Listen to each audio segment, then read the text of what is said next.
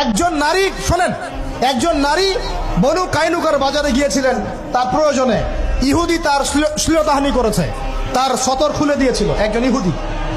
এটা দেখে একজন মুসলিম ভাই সেখানে থাকতে না পারে ওই ইহুদির গর্দান নামিয়ে দেয়। এই ইস্যুকে কেন্দ্র করে ইহুদিরা মিলে ওই ভাইকে শহীদ করে। তখন ওই বাজারে ওই ভাই ছাড়া আর কেউ ছিল না, একজনই ভাই ছিল। এরপরে এই মামলা আসলো নবীর দরবারে সাল্লাল্লাহু আলাইহি ওয়াসাল্লাম। এটা মদিনার ঘটনা।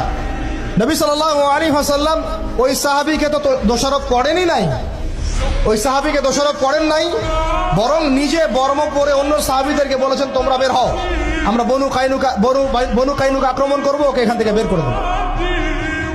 একজন দিনী বোনের ইজ্জতের বদলা নেওয়ার জন্য পুরো বনু কাইনুকার ইহুদিদের সাথে যুদ্ধ হয়েছে। আর আমাদের বোনরা স্বেচ্ছায় ইজ্জত বিলি দিচ্ছ। তোমরা হচ্ছে মাটির তলে চলে যাও, তোমাদের বেঁচে থাকার চেয়ে মাটির তলে চলে যাও। তোমরা নিজেরা স্বেচ্ছায় ইজ্জতের বিসর্জন দিচ্ছ।